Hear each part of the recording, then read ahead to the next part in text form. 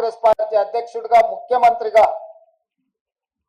Congress party ప్రజాప్రతినిధులకు, మంత్రివర్గ సహచరులకు, శాసనసభ్యులకు, రాష్ట్ర స్థాయి నాయకులకు, జిల్లా స్థాయి నాయకులకు, మండల స్థాయి నాయకులకు, మరీ ముఖ్యంగా గ్రామ స్థాయి కార్యకర్తలకు మనస్ఫూర్తిగా కృతజ్ఞతలు, ధన్యవాదాలు తెలియజేస్తున్నా. ఈ రోజు వారి శ్రమ వల్ల, వారి కష్టం వల్ల, వారి ప్రయత్నం వల్ల ఓట్ల శాతంలో కావచ్చు, పార్లమెంటు సీట్ల విషయంలో కావచ్చు, శాసనసభ నియోజకవర్గాల వారిగా కాంగ్రెస్ పార్టీకి అత్యధిక మెజారిటీని తీసుకొచ్చి మా కాంగ్రెస్ పార్టీ కార్యకర్తలు ఈరోజు మా గౌరవాన్ని, రాహుల్ గాంధీ గారి నాయకత్వాన్ని నిలబెట్టినందుకు కాంగ్రెస్ పార్టీ తరఫున వారికి నేను సంపూర్ణంగా కృతజ్ఞతలు తెలియజేస్తున్నా. ఇక రెండవది, 8 పార్లమెంట్ సీట్లు గెలిచిన భారతీయ జనతా పార్టీ 2019లో 4 పార్లమెంట్లు గెలిస్తే ఈరోజు 8 పార్లమెంటు సీట్లు గెలవడం జరిగింది. వాళ్ళు కూడా వాళ్ళ సీట్లను పెంచుకున్నారు. ఆనాడు 20% ఉన్న ఓట్లను వాళ్ళు ఈరోజు 35%కి పెంచుకోవడం జరిగింది. అంటే ఈ రాష్ట్రంలో భారతీయ జనతా పార్టీ కూడా ఓట్లు, సీట్లు పెరగడం జరిగింది.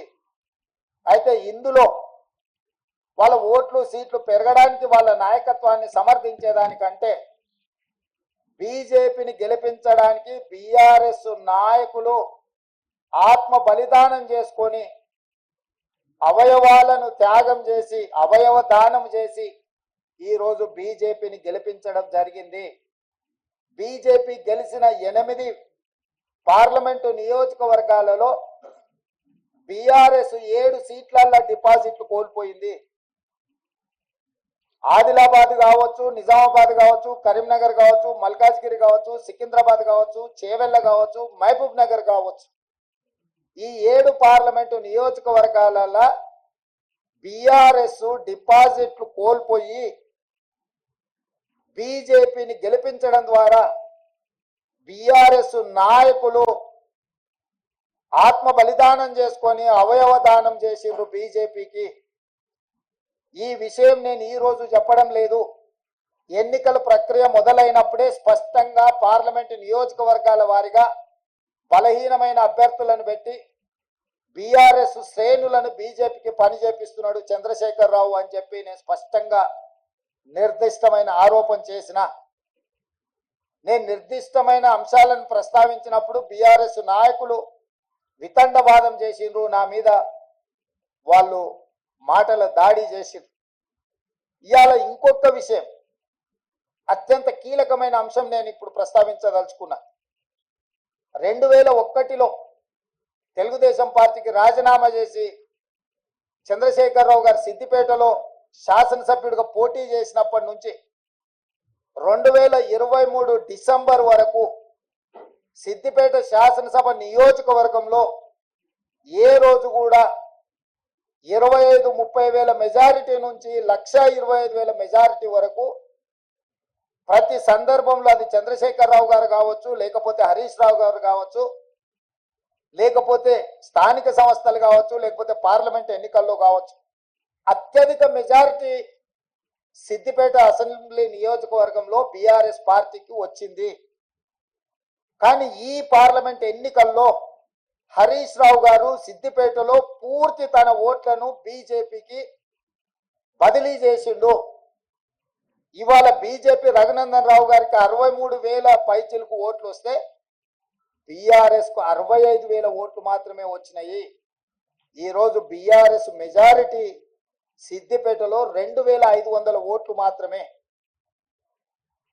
అంటే ఇప్పటి వరకు సిద్దిపేట నియోజకవర్గం మీద పూర్తి ఆధిపత్యాన్ని, పట్టును ప్రదర్శించిన బీఆర్ఎస్, కేసీఆర్, హరీష్ ఇద్దరు బీఆర్ఎస్ ఓట్ల మొత్తాన్ని బీజేపీకి రఘునందన్ రావుకు బదిలీ చేయడం ద్వారా ఈరోజు మెదక్లో కాంగ్రెస్ పార్టీని ఒక బలహీన వర్గాల అభ్యర్థిని ఓడించడం జరిగింది.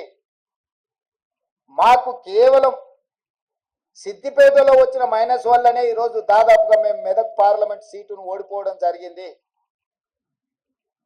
అంటే బీఆర్ఎస్ ను నమ్మి నిలబడ్డ వెంకట్రామరెడ్డిని నమ్మించి మోసం చేయడమే కాకుండా కాంగ్రెస్ పార్టీని ఓడించాలా, కాంగ్రెస్ పార్టీ అంటేనే ఏవగింపు లేకపోతే కోపము ప్రదర్శించి ఆత్మ బలిదానం చేసుకొని అవయవ మార్పిడికి పాల్పడి ఈరోజు బీజేపీని గెలిపించారు.